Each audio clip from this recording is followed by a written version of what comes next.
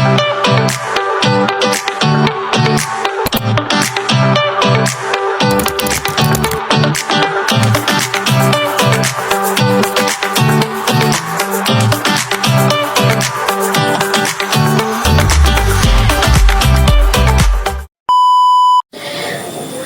teman-teman semuanya, pernah nggak sih kalian berada di posisi udah tertarik nih sama suatu produk, tapi tiba-tiba setelah melihat harganya, kalian malah jadi ragu karena harganya mahal? Atau bahkan kalian pernah punya pengalaman buruk nih ketika membeli barang yang sama, jadi susah untuk percaya lagi ketika penjualnya berusaha untuk meyakinkan. Nah, di video kali ini aku bakal ngebahas tentang negosiasi dengan komunikasi persuasif berdasarkan studi kasus agen asuransi. Di sini aku nggak cuma jelasin teori, aku juga bakal ngasih contoh langsung biar teman-teman lebih mudah memahaminya. Selamat menyaksikan. Teman-teman, negosiasi itu sebenarnya bukan tentang siapa yang menang atau kalah, tapi lebih ke proses kerjasama antara dua pihak atau lebih yang punya kepentingan berbeda untuk mencapai kesepakatan yang saling menguntungkan. Nah, dari materi yang pernah aku pelajari, hal paling penting dalam negosiasi yaitu adalah empati. Kenapa sih empati itu sangat penting dalam negosiasi?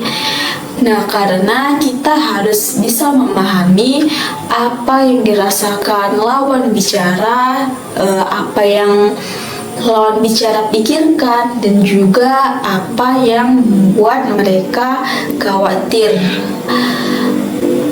Kalau mereka ngerasa dipahami, pastinya biasanya mereka jadi lebih terbuka untuk ngomong langsung, dan kamu bisa membuat lawan bicara lebih yakin dengan omonganmu.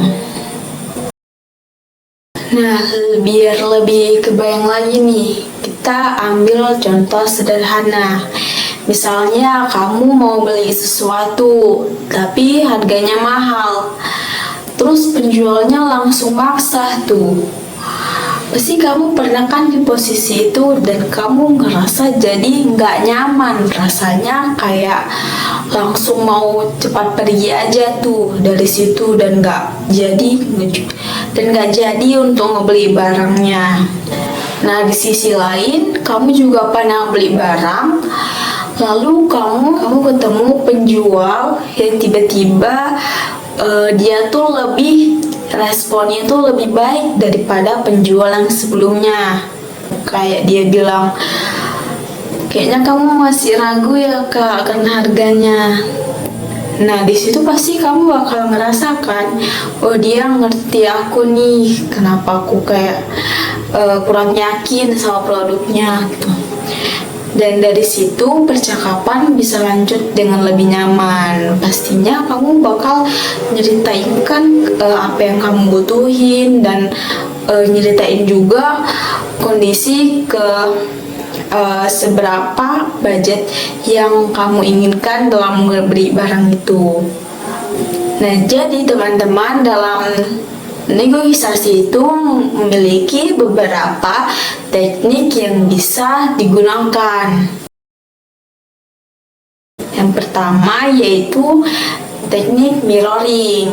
Nah, teknik mirroring ini dia mengulang kata-kata lawan bicara supaya mereka merasa didengar. Yang kedua yaitu teknik labeling, yaitu menyebutkan perasaan atau kondisi lawan bicara. Yang ketiga yaitu teknik diam. Kadang kita nggak perlu ngomong langsung, tapi ngasih jeda dikit gitu supaya kayak mereka bisa lanjut bicara gitu. Kenapa mereka kurang yakin dengan produknya, atau kenapa mereka Jadi tuh kita lebih tahu gitu alasan mereka gitu. Nah, yang terakhir yaitu ada ilusi kontrol. Nah, ilusi kontrol ini yaitu memberikan pertanyaan terbuka supaya lawan bicara merasa mereka bisa mengontrol situasi. Padahal kita hanya memancing mereka untuk agar mereka lebih terbuka lagi dengan alasan-alasan mereka untuk membeli barangnya atau produknya. Nah, sekarang kita akan masuk ke studi kasus. Di sini kita sebagai agen asuransi, lalu ada calon nasabah yang sebenarnya tertarik dengan barang kita. Tapi tiba-tiba dia ngerasa harga preminya itu lebih mahal, sekitar 20% dibandingkan kompetitor yang dia temuin gitu. Nah, selain itu, dia juga pernah punya pengalaman buruk sebelumnya soal klaimnya nih. Jadi dia ngerasa kayak kurang percaya dengan apa yang saya tawarkan gitu. Bahkan dia juga pernah bilang kalau banyak pilihan yang lain yang lebih murah.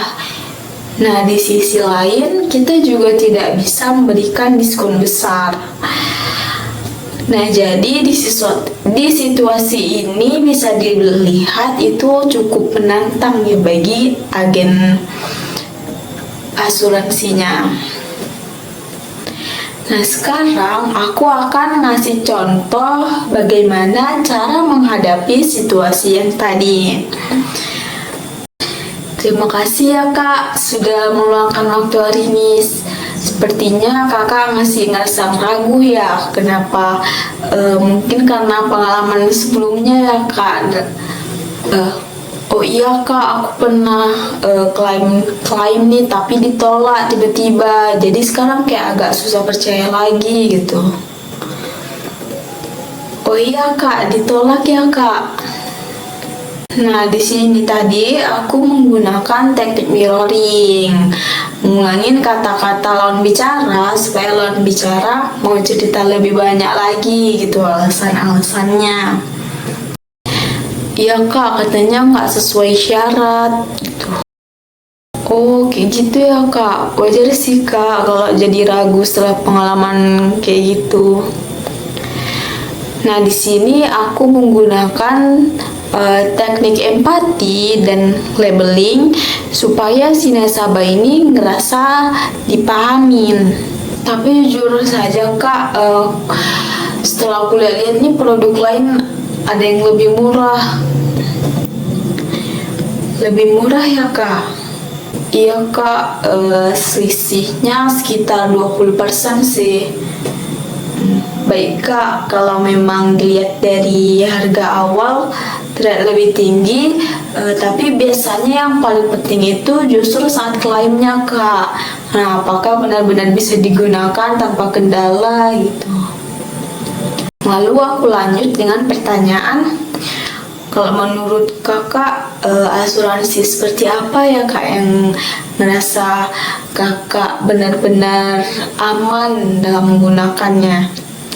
Nah, di sini aku menggunakan ilusi kontrol supaya nasabah ngerasa dia yang menentukan. Padahal di sini aku hanya memancing nasabah untuk agar mereka membicarakan alasan-alasan dan kita sebagai agen asuransinya mendapatkan lebih banyak informasi. Saya mau yang jelas Kak saat klaim, nggak ribet kayak yang lain gitu. Berarti yang paling penting itu kepastian saat klaim ya Kak. Lalu di bagian akhir, aku sebagai agennya bakal nutup dengan cara yang halus. Kalau dari kebutuhan kakak nih, produk ini sebenarnya sudah sesuai kak. Tapi tentu saja keputusan kakak tetap di tangan kakak. Saya di sini hanya ngebantu supaya kakak bisa memilih barang nih dengan lebih yakin. Nah, dari pembahasan ini, kita bisa lihat bahwa negosiasi itu bukan tentang memaksa orang untuk setuju, tapi tentang bagaimana kita memahami mereka, membangun kepercayaan, dan mengarahkan pembicaraannya secara perlahan. Jadi kunci utamanya adalah empati, cara komunikasi, dan strategi yang tepat. Oke, mungkin itu saja pembahasan dari saya.